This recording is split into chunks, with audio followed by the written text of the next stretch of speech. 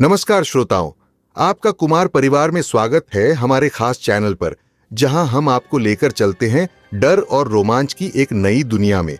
क्या आपने अभी तक हमारे चैनल को सब्सक्राइब नहीं किया है? अगर नहीं, तो ये रिश्ता अधूरा सा लगता है।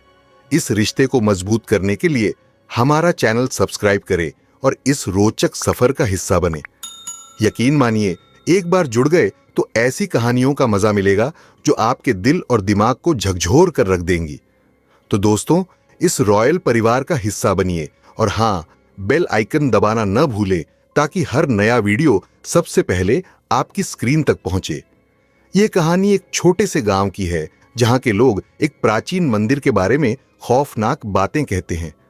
उस मंदिर से हर अमावस की रात एक चीख सुनाई देती है जो पूरे गांव को दहला देती है।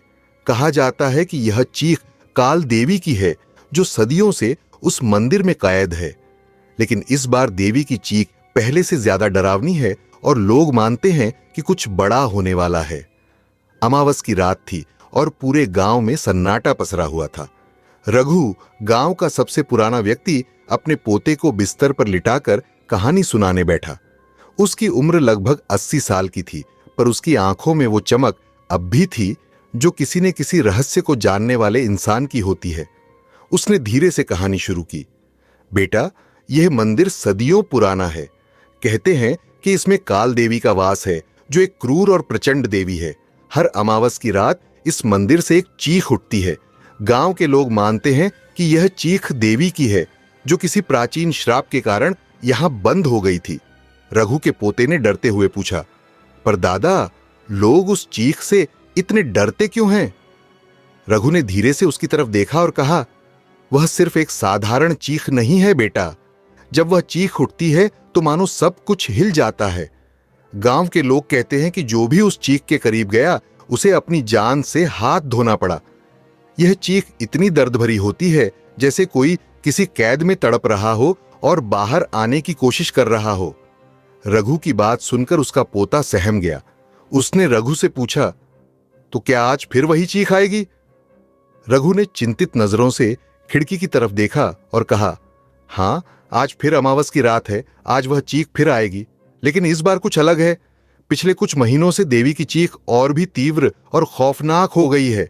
ऐसा लगता है कि जैसे कोई दरवाजा टूटने वाला है, जैसे कोई कैद से बाहर आने की पूरी कोशिश कर रहा हो। रात धीरे धीरे गहराती गई और गांव में लोग अपने अपने घरों में दुबक गए। खिड़कियां बंद कर लीं, दरवाजों पर ताले जड़ दिए। जैसे ही आधी रात हुई, हवा अचानक ठंडी हो गई और सन्नाटे को चीरती हुई एक दर्द भरी चीख गूंज उठी। इस बार यह चीख इतनी भयानक थी कि मानो पूरा गांव ही थरथरा गया हो। हर कोई डर के मारे कांप रहा था। रघु ने अपने पोते को कसकर पकड़ लिया, मानो उसे किसी अनजाने खतरे से बचा रहा हो। लेकिन फिर अचानक कुछ ऐसा हुआ जो पहले कभी नहीं हुआ था। वह चीख उनके दरवाजे के पास तक पहुंच गई। ऐसा लग रहा था कि जैसे कोई अदृश्य शक्ति दरवाजे के बाहर खड़ी हो और अंदर आने की कोशिश कर रही हो। दरवाजा धीरे धीरे खड़खड़ाने लगा और मानो किसी ने उसे जोर से खटखटाया हो। रघु ने कांपते हुए दरवाजे की ओर देखा, लेकिन डर के मारे वह कुछ भी बोल नहीं सका। उसकी आंखों में खौफ साफ झलक रहा था। विक्रम गांव का साहसी और निडर युवक था। उसे काल देवी और उसकी चीख की कहानियां बस बुजुर्गों की गढ़ी हुई दंत कथाएं लगती थीं। उसे लगता था कि ये सब मनगढ़ंत बातें हैं और लोग इनसे सिर्फ डराने के लिए ही ऐसी कहानियां सुनाते हैं। लेकिन इस बार जब विक्रम ने अपने दरवाजे पर वह चीख सुनी तो उसकी जिज्ञासा बढ़ गई। उसने फैसला किया कि वह इस रहस्य का सच जानकर ही रहेगा। अमावस की काली रात थी। सारा गांव अपने अपने घरों में बंद था, पर विक्रम ने मंदिर की तरफ जाने का निश्चय कर लिया था। हाथ में एक मशाल लिए उसने अपनी सांसों को संभाला और अंधेरे में मंदिर की ओर बढ़ने लगा। जैसे जैसे वह मंदिर के करीब पहुंचा, हवा और ठंडी होती गई, मानो किसी अदृश्य शक्ति ने उसे घेर लिया हो। पेड़ झूम रहे थे और मंदिर के आसपास का वातावरण अजीब सी सिहरन से भरा था। विक्रम ने अपने मन में डर को दबाते हुए कदम बढ़ाए, लेकिन जैसे ही वह मंदिर के प्रवेश द्वार पर पहुंचा, उसे ऐसा महसूस हुआ कि किसी अदृश्य शक्ति ने उसे पकड़ लिया है। उसका शरीर सुन्न होने लगा और धीरे धीरे उसे ऐसा महसूस हुआ कि कोई उसे अंदर की ओर खींच रहा है। उसके कदम अनजाने में ही मंदिर के भीतर बढ़ने लगे। वह चाहकर भी खुद को रोक नहीं पा रहा था। अचानक उसके शरीर पर जलन सी महसूस होने लगी। उसने देखा कि उसके हाथों और गले पर अजीब से निशान बनने लगे थे, जैसे किसी ने उसके शरीर पर गहरी खरोंचें मार दी हों। विक्रम घबरा गया। उसके शरीर में दर्द उठने लगा, पर कोई अदृश्य शक्ति उसे मंदिर के भीतर खींचे जा रही थी। उसके सामने मंदिर की दीवारों पर अजीब सी आकृतियां बनने लगीं। जैसे ही वह अंदर बढ़ा, उसे लगा कि उन आकृतियों में से कुछ उसे घूर रही है और धीरे धीरे उन पर खून के धब्बे उभरने लगे। ऐसा प्रतीत हो रहा था कि मंदिर की हर दीवार पर किसी ने खून से चित्र बनाए हैं। विक्रम को अब सच्चे मायने में डर महसूस होने लगा। उसने अपने हाथों पर बने निशानों को छूने की कोशिश की, लेकिन छूते ही उसकी उंगलियों पर खून लग गया। वह समझ नहीं पा रहा था कि यह सब क्या हो रहा है। उसके कदम अब भी रुके नहीं थे, जैसे कि देवी की कोई अदृश्य शक्ति उसे पूरी तरह अपने वश में कर चुकी थी। जैसे ही वह मंदिर के गर्भगृह के करीब पहुंचा, वहां से एक और दर्द भरी चीख सुनाई दी, जो उसकी रगों में बिजली की तरह दौड़ गई। विक्रम मंदिर के दरवाजे पर पहुंचते ही एक अजीब सी खामोशी छा गई। हवा मानो रुक सी गई हो और पूरा वातावरण शांति में डूबा हुआ था। जैसे ही उसने दरवाजे के पास कदम रखा, अचानक से दरवाजा अपने आप बिना किसी बाहरी मदद के खड़खड़ाता हुआ खुल गया। विक्रम का दिल धड़कने तेज हो गया और वह संकोच करते हुए मंदिर के भीतर कदम रखने की हिम्मत जुटाने लगा। लेकिन जैसे ही वह अंदर कदम रखता है, पूरा वातावरण उसके चारों ओर बदल जाता है। घना अंधेरा उसे अपने घेरे में घेर लेता है और हवा इतनी ठंडी हो जाती है कि उसके पूरे शरीर में कंपी दौड़ जाती है। विक्रम ने शर्ट के कॉलर को ऊपर किया, लेकिन फिर भी ठंड इतनी भयानक थी कि उसका शरीर सिहरने लगा। उसे ऐसा महसूस हुआ जैसे वह किसी बर्फीले अंधकार के बीच में खड़ा हो, जहां गर्मी और रोशनी का नामो निशान नहीं था। वह धीरे धीरे मंदिर के भीतर बढ़ा और उसकी आंखें अंधेरे में कुछ ढूंढने की कोशिश करने लगीं। तभी उसने देखा, मंदिर के एक कोने से एक छाया धीरे धीरे उसकी ओर बढ़ रही थी। यह कोई साधारण छाया नहीं थी, बल्कि यह एक जीवित शक्ति की तरह प्रतीत हो रही थी। विक्रम ने अपनी मशाल को और पास किया ताकि वह उस छाया को साफ देख सके, लेकिन जैसे ही उसने मशाल की रोशनी को आगे बढ़ाया, छाया और भी स्पष्ट हो गई और उसकी गति तेज हो गई। उस छाया का आकार धीरे धीरे विशाल होने लगा। अब वह छाया केवल एक धुंधली आकृति नहीं, बल्कि एक महिला की भव्य भयावह रूप में बदल रही थी। उसकी आंखें खून की तरह लाल थीं और उसका चेहरा विकृत हो चुका था, जैसे उसने सदियों से कोई दर्द भरा जीवन जिया हो। उसकी लंबी कटी फटी वेदी की तरह लहराती छोटी और काले कपड़े उसके आसपास के अंधेरे से भी गहरे थे। उसके हाथों में किसी तरह का रहस्यमय ऊर्जा का आभास था, जो विक्रम की तरफ बढ़ने लगी। विक्रम का दिल डूबने लगा। उसके शरीर से जैसे ऊर्जा की धार बहने लगी और उसे समझ आ गया कि वह किसी ऐसी शक्ति के संपर्क में है जो अब तक केवल पुरानी दंत कथाओं में ही सुनने को मिलती थी। वह समझ चुका था कि यह वही शक्ति है, काल देवी, जो सदियों से उस मंदिर में बंद थी और अब वह बाहर निकलने के लिए बेताब है। उसकी चीख की गूंज धीरे धीरे विक्रम के कानों में पहुंचने लगी और वह महसूस करने लगा कि छाया अब बिल्कुल उसके सामने आ चुकी है। विक्रम ने अपनी आंखें बंद की, मानो वह यह सोचकर डर से मुंह मोड़ने की कोशिश कर रहा हो। लेकिन जैसे ही उसने आंखें खोली, वह छाया उसकी आंखों में गहरी धुंधली लाल रोशनी में समा रही थी, जैसे वह उसका हिस्सा बनने वाली हो। विक्रम अब पूरी तरह से पकड़ा जा चुका था। उसकी सांसें तेज हो गईं और उसके शरीर के भीतर कुछ अजीब सा होने लगा। उसका दिल मानो उसकी छाती से बाहर आने को तैयार था और उसकी अंगुलियां कांप रही थीं। विक्रम की आंखें मंदिर की काली दीवारों पर टिकीं, जहां उसे कुछ अजीब सा दिखाई दिया।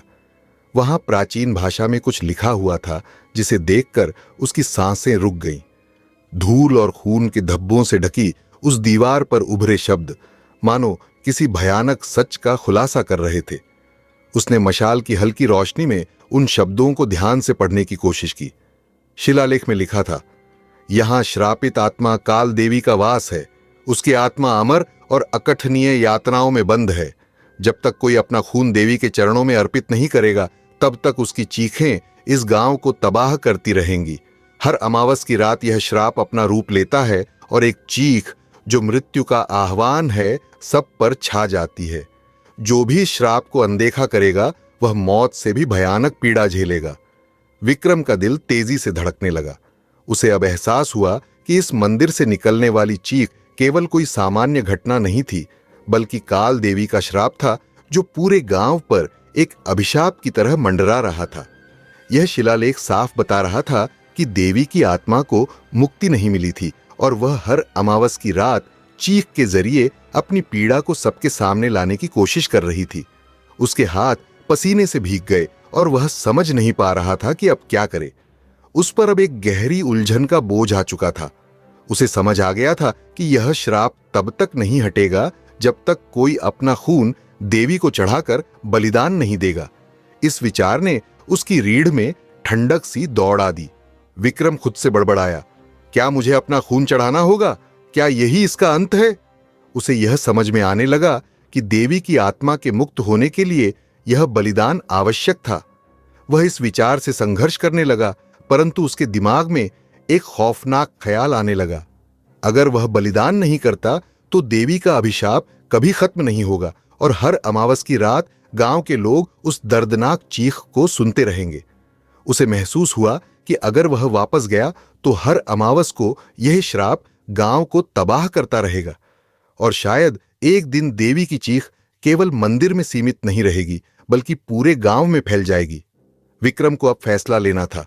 या तो वह देवी को अपना खून अर्पित कर इस श्राप को खत्म कर सकता था, या फिर उसे और गांव वालों को हमेशा के लिए इस श्राप के साथ जीना पड़ेगा। जैसे ही विक्रम ने शिलालेख के भयानक शब्दों को पढ़ा, मंदिर के भीतर एक अजीब सी सरसराहट होने लगी। उसकी सांसें तेज हो गईं और माथे पर पसीना छलकने लगा। तभी उसके कानों में एक गूंजती हुई आवाज सुनाई दी, एक भयानक, ठंडी और दर्द भरी आवाज। वह समझ गया कि यह कोई साधारण आवाज नहीं थी, यह काल देवी की आत्मा की आवाज थी। वह आवाज गहरे अंधेरे से आती हुई उसके कानों में एक सर्द भयानकता के साथ गूंजने लगी। विक्रम, मेरे लिए सदियां बीत चुकी हैं। मेरी आत्मा अधूरी है। मुझे मेरी खोई हुई शक्ति वापस चाहिए। मैं अमृता चाहती हूं। हर जीवित शरीर में मेरा अंश समा जाए और फिर मेरी शक्ति पूर्ण होगी। विक्रम ने महसूस किया कि यह केवल एक चेतावनी नहीं थी, यह देवी की इच्छा थी जो सदियों से अधूरी थी। उसे लगा कि मंदिर का हर कोना उस आवाज के साथ गूंज रहा है। वह कांपने लगा, जैसे कि उस आवाज ने उसके शरीर और आत्मा में अपने पंजे गड़ा दिए हों। वह उस आवाज के प्रभाव में खींचता चला जा रहा था, मानो किसी अदृश्य शक्ति ने उसे जकड़ लिया हो। देवी की आवाज फिर गूंजी, इस बार और भी अधिक ठंडी और निर्दयी। मुझे मुक्त कर विक्रम। मेरी खोई शक्ति लौटाने का एक ही तरीका है, हर प्राणी में मेरा अंश समा जाए ताकि मैं अमर हो सकूं। मेरे इस श्राप का अंत तभी होगा जब मैं हर आत्मा में जीवित हो सकूंगी। विक्रम की आंखों के सामने अंधेरा छाने लगा।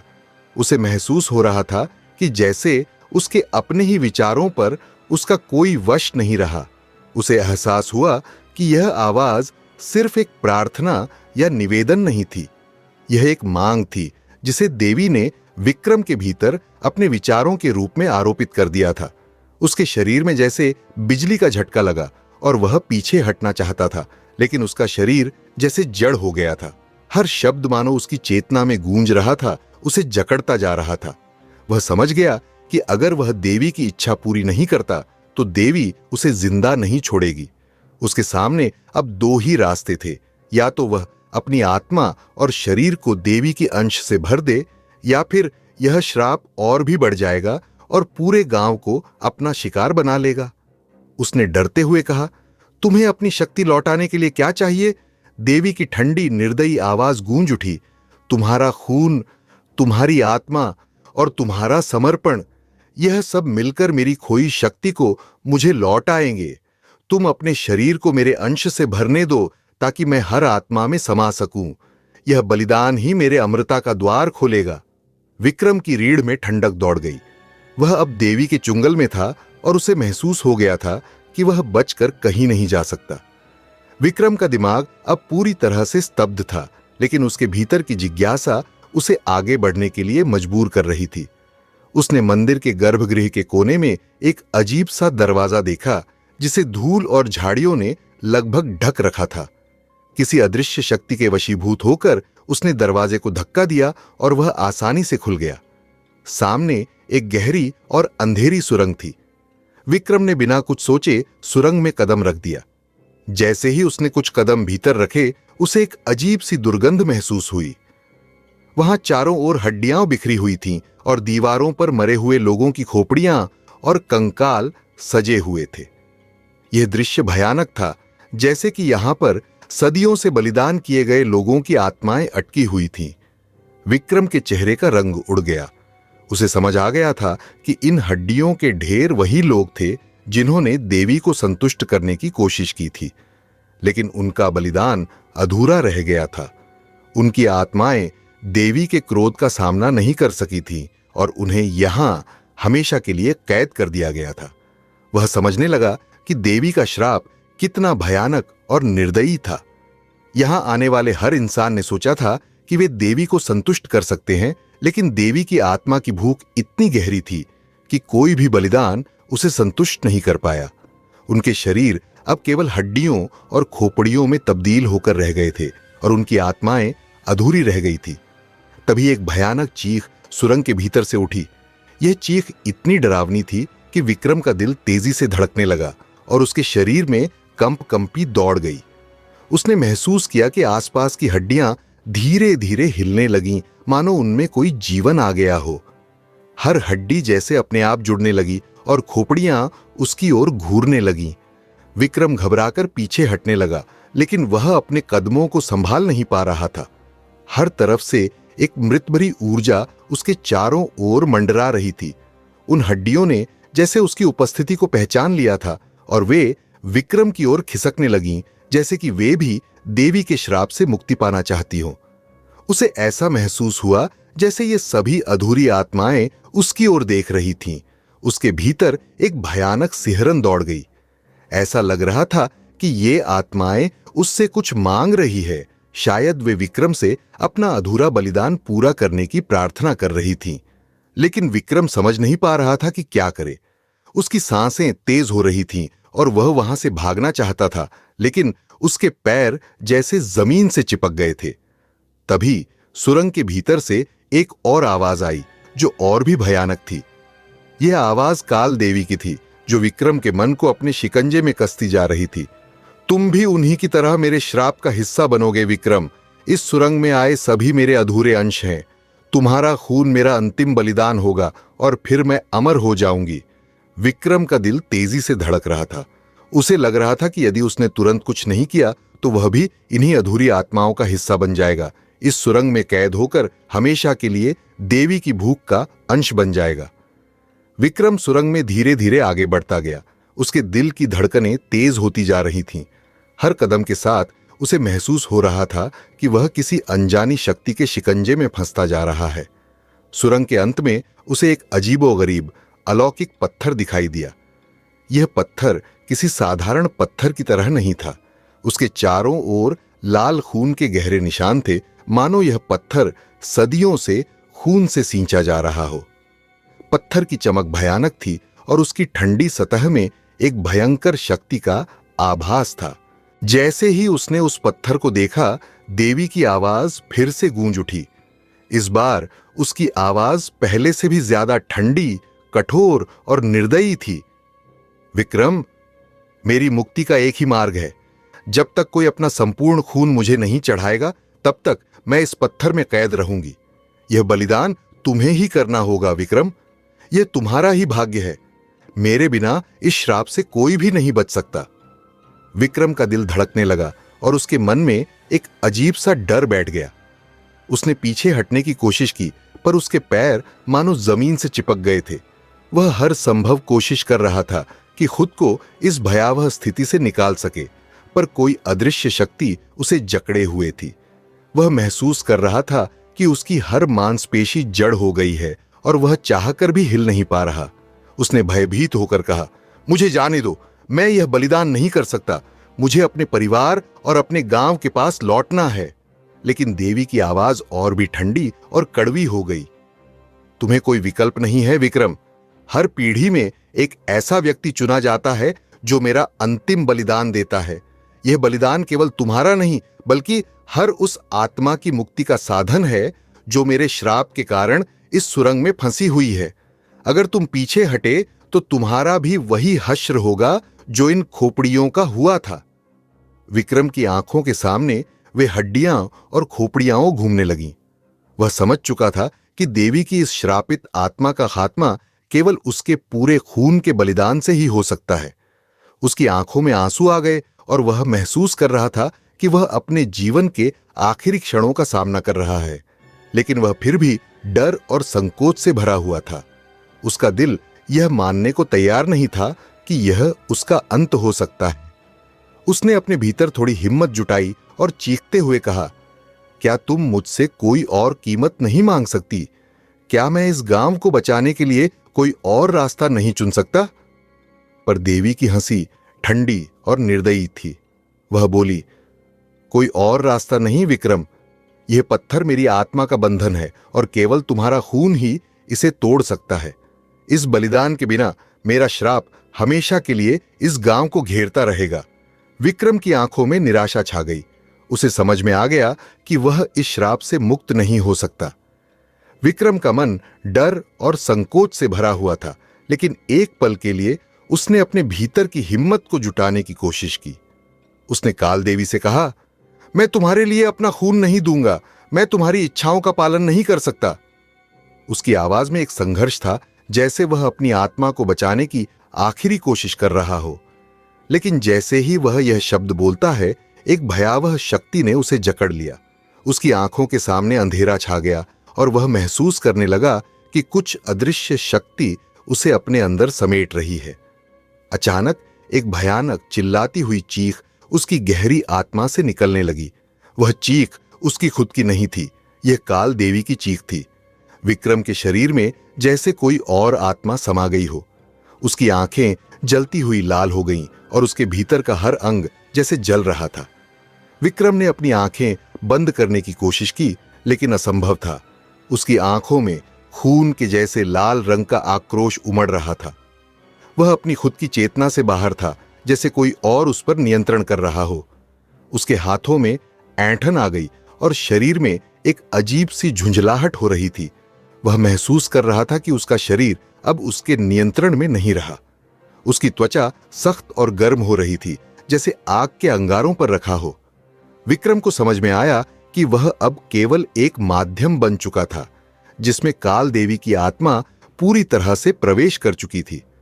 उसकी चीख अब विक्रम की नहीं रही, बल्कि वह काल देवी की चीख बन चुकी थी, गहरी, खौफनाक और करुणा से भरपूर, जो हर इंच में विकृति और मृत्यु की गंध फैला रही थी। उसकी आवाज से वह मंदिर और सुरंग कांपने लगे। विक्रम ने अपने आप को बचाने की पूरी कोशिश की, लेकिन उसकी चेतना कमजोर पड़ गई थी। देवी की शक्तियों ने उसे पूरी तरह से निगल लिया था। तुम मेरा हिस्सा बन गए हो विक्रम। देवी की आवाज उसके भीतर गूंज उठी। अब तुम मेरे शरीर का हिस्सा हो। तुम्हारी आत्मा मेरी आत्मा में समा गई है और अब तुम भी मेरे श्राप का हिस्सा बन गए हो। तुम अब मेरी शक्ति को महसूस कर रहे हो। मैं हर आत्मा में समा जाऊंगी और तुम्हारी चीख अब मेरी चीख बन चुकी है। तुम अपनी इच्छाओं के मालिक नहीं रहे विक्रम। विक्रम अब पूरी तरह से नियंत्रण खो चुका था। उसकी आंखें पूरी तरह से रक्त से भरी थीं और उसका शरीर अब उस शक्ति के अधीन था जो काल देवी की थी। उसकी चीखें गहरी होती चली गईं, जैसे किसी पीड़ित आत्मा की चीखें जो हमेशा के लिए सुनाई देती रहेंगी। वह मंदिर की दीवारों में समाहित हो गया और उसकी आत्मा अब देवी के रहस्यमय अंधेरे में खो गई, जहां से कोई वापस नहीं आ सकता। गांव में अब कोई आवाज नहीं थी, केवल देवी की भयानक चीख गूंज रही थी, जो इस बार और भी भयंकर और भी दर्दनाक हो चुकी थी। विक्रम का बलिदान अधूरा था, लेकिन अब वह उस श्राप का हिस्सा बन चुका था जो कभी खत्म नहीं होने वाला था। विक्रम की हालत अब एक भयानक रहस्य बन चुकी थी। वह अब जीवित नहीं, बल्कि एक खौफनाक अभिशाप का हिस्सा बन चुका था। उसकी आंखों में जलते हुए लाल रंग का खून अब हर कदम के साथ और भी गहरा हो गया था और उसकी छाती से निकलने वाली चीखें अब विक्रम की नहीं बल्कि देवी की चीख बन चुकी थीं, गहरी, विकृति से भरी और लगभग किसी अनहोनी का आह्वान करती हुई। विक्रम अपने शरीर पर से नियंत्रण खो चुका था, लेकिन उसकी पैरों में जैसे देवी की शक्ति ने उसे मजबूर किया कि वह गांव की ओर बढ़े। वह जैसे जैसे गांव के पास आता, उसकी आवाज में एक अजीब सी गूंज पैदा होती थी। हर घर के पास उसकी चीख सुनते ही उस घर के लोग अचानक मानसिक रूप से टूटने लगते। उनकी आंखों में खौफ और घबराहट दिखाई देती और कुछ लोग तो पागलपन की हद तक पहुंच जाते। उनकी मानसिक स्थिति एकदम असंतुलित हो जाती। कुछ लोग खिड़कियां और दरवाजे बंद कर देते तो कुछ लोग अपनी जगह से उठकर चिल्लाने लगते थे।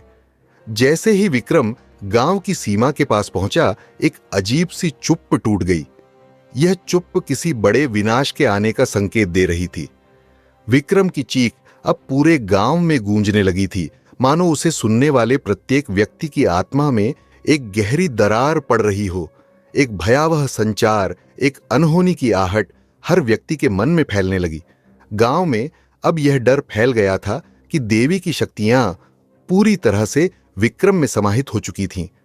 वह अब सिर्फ एक व्यक्ति नहीं बल्कि खुद में एक भूतिया शाप का रूप बन चुका था।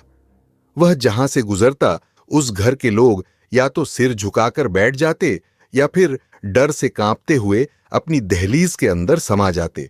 कुछ लोग अब मंदिर की दिशा में भागने लगे थे, जैसे कि वहां जाने से ही उनका उद्धार हो सकता था। वे समझ चुके थे कि विक्रम अब देवी का ही रूप बन चुका था और वही ताकत उसके भीतर समाई हुई थी, जिससे गांव की जीवन शक्ति खत्म हो सकती थी। लोग मंत्रों का जाप करते हुए अपने कंधों पर पवित्र धागे और तंत्र मंत्र की रक्षा वस्त्र पहनते हुए मंदिर की ओर भागे जा रहे थे। विक्रम का हर कदम अब उस रहस्यमय शक्तियों से भरे मंदिर की ओर बढ़ रहा था और उसकी चीख ने जैसे पूरे गांव के दिल में खौफ को और भी गहरा कर दिया था। पूरा गांव अब देवी के श्राप के नीचे दबता जा रहा था और एक खौफनाक अंधकार हर तरफ फैलने लगा था। विक्रम की चीख अब पूरे गांव में गूंज रही थी और कोई भी इंसान या आत्मा उस श्राप से बचने का रास्ता नहीं जानता था। वह अब मंदिर के पास पहुंचने वाला था और वहां उसे वह अंतिम बलिदान करना था, एक बलिदान जो हर एक आत्मा को देवी के अधीन कर देगा। गांव के लोग समझ गए कि विक्रम पर काल देवी का कब्जा हो चुका है। बूढ़े पुजारी ने एक अनुष्ठान किया और विक्रम का खून देवी के पत्थर पर चढ़ा दिया। देवी की आत्मा मुक्त हो गई और उसकी चीखें बंद हो गईं। लेकिन विक्रम की मौत के साथ ही मंदिर के द्वार हमेशा के लिए बंद हो गए और गांव में शांति लौट आई। आज की कहानी को हम यहीं पर कंप्लीट करते हैं। प्रिय दर्शकों, हमें पूरी उम्मीद है कि इस कहानी ने आपके दिल और दिमाग को रोमांच और हैरत से भर दिया होगा। आपकी प्रतिक्रिया हमारे लिए अनमोल है, इसलिए अपने विचारों को कमेंट्स में साझा करें। हम यह जानने के लिए उत्सुक हैं कि इस कहानी ने आपको किस तरह का एहसास कराया। यदि आप हमारे चैनल पर नए हैं तो कृपया इसे सब्सक्राइब करना न भूलें और बेल आइकन दबाकर इस सफर का हिस्सा बनें। इससे आप हमारी हर नई और अनोखी कहानी का मजा सबसे पहले ले सकेंगे। अपने और अपनों का ख्याल रखें।